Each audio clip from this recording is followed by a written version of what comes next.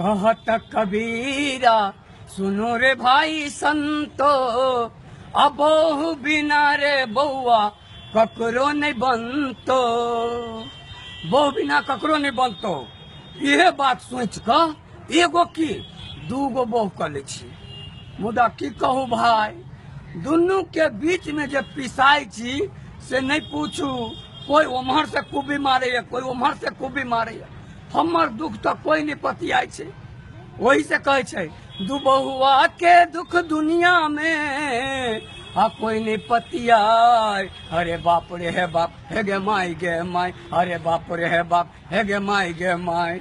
हाँ तो भाई साहब, अपना ही सबके शहर दोहा कतार में 18 दिसंबर के हम बीएन पटेल, रीना यादव, काजल, ममता आ ज्योति के संग मैथिली कार्यक्रम लकर धमाका मचावा आबि रहल छी। आ भोजपुरी कार्यक्रम तो रहबे करते, बड़का बड़का स्टार सब। तो अपने सब आवा के नहीं बिसरब, देख के नहीं भूलब। विजन ग्रुप के साथ धनुषा सेवा समिति के सहयोग में।